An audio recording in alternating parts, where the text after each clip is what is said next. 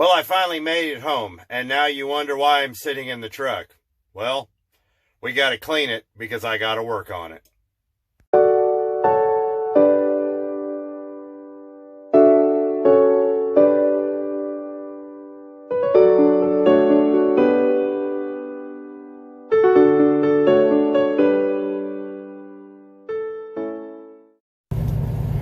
So we've been having some trouble with the steering.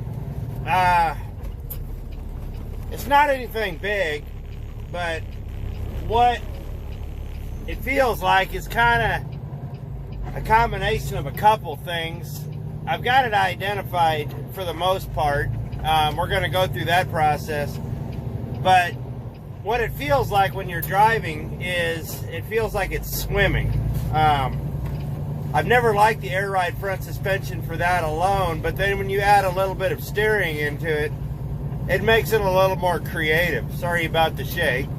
So we're going to take it a couple blocks over to the car wash, and we're going to wash it up, and then we're going to go through it. So, hey.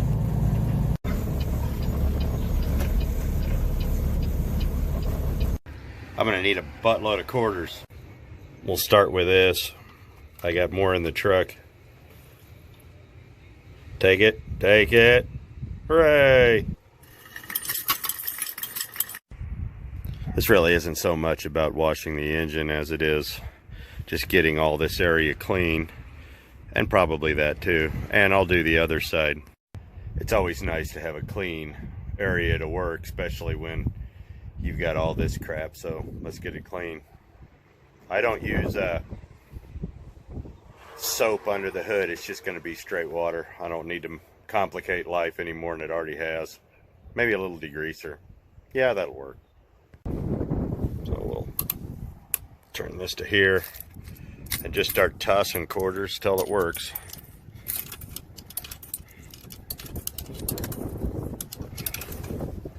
Haha!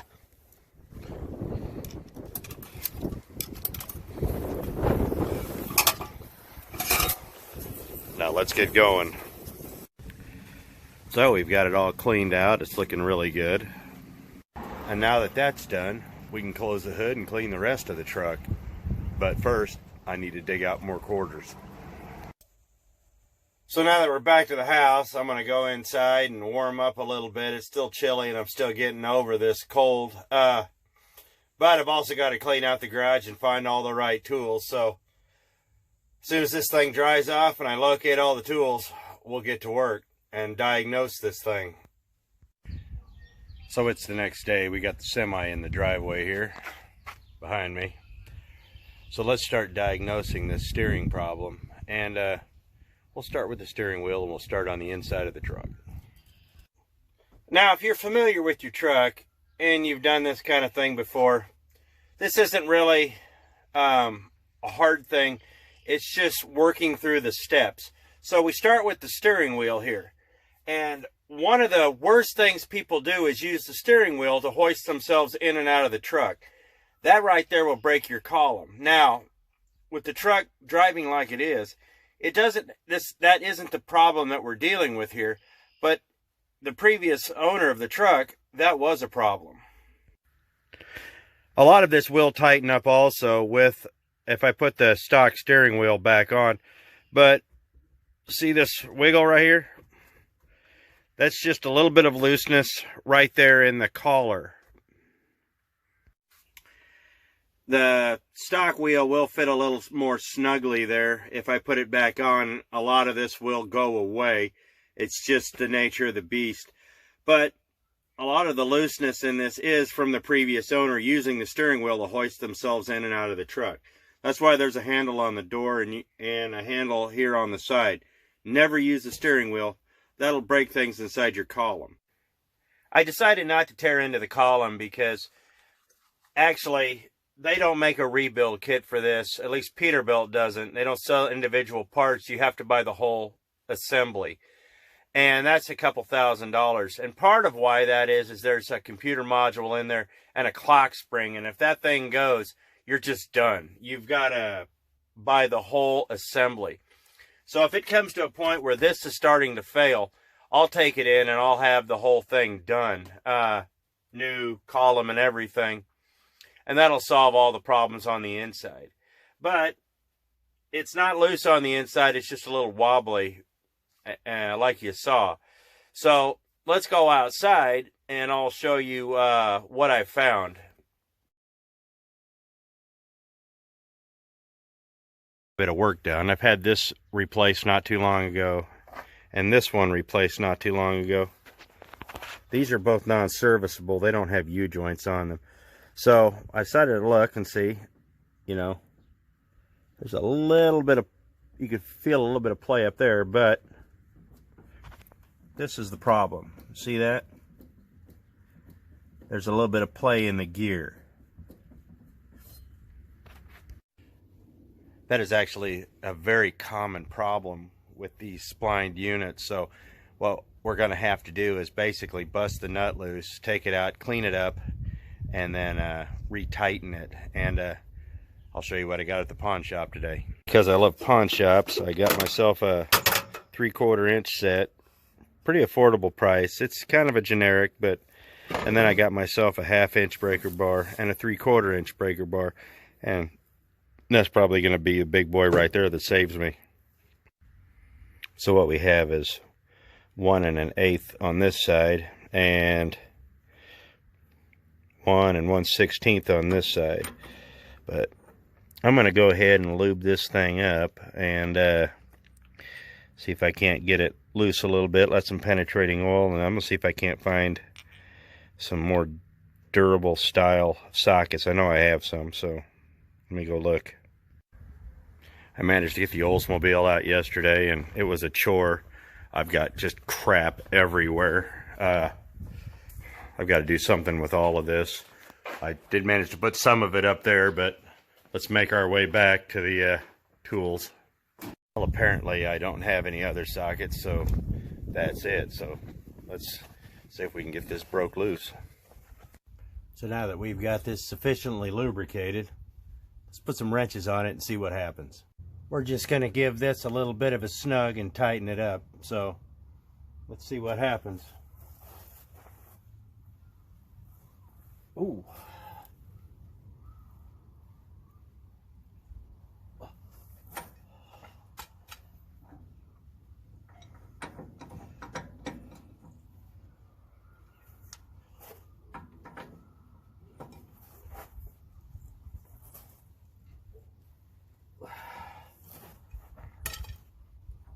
Let's check it out.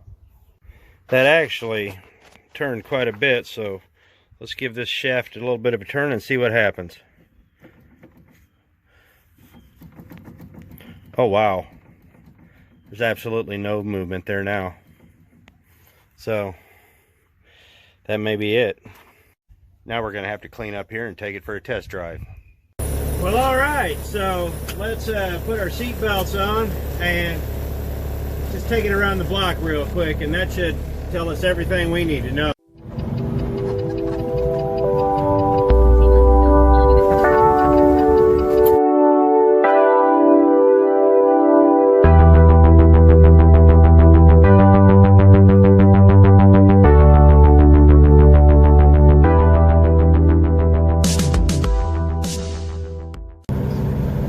Sorry about the shake. It's just the mount, but it is noticeably better. It's obviously not going to solve every problem the truck has, but I don't feel like I'm fighting it as much, and sometimes the problem is just that simple. I'm not having to saw at the wheel anymore, and that's a very good thing. So let's get this thing back to the house and we'll wrap it up.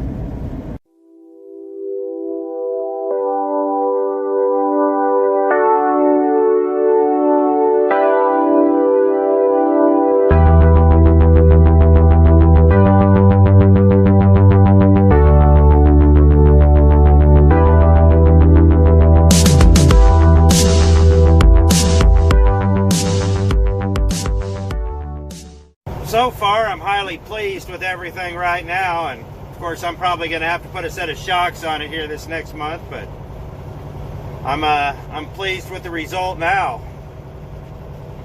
Well, we got home. Test drive went great. Everything works. And I'm really happy with the way that turned out. Now, there wasn't much to this video, and there was a reason for that. Because there really wasn't much to find. If you noticed on that gear, you saw a little rust coming, out of the spines. You saw a little rust around there. Just like when a lug nut's loose, those things will rust also. You got to keep the moisture out of them by keeping them tight. That was a dead giveaway. Got my tools here. A 5-minute fix. If you'd gone to a dealer, that would have been a 2-hour minimum, most likely, at about $180 an hour, plus an environmental fee. They all charge it, plus whatever service fee they tack on. If I was running a shop, that would have run about $400 to do that.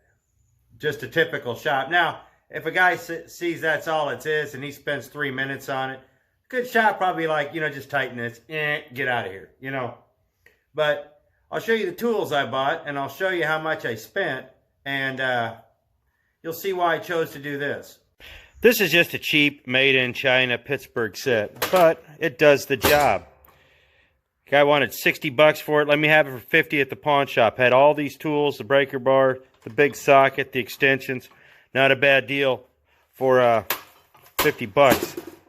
Sold me these two here for $65 for the pair of them. I already had this. But these right here, a 3/4 inch and a 1/2 inch. Let me have them for $65. I gave $115 for all of it.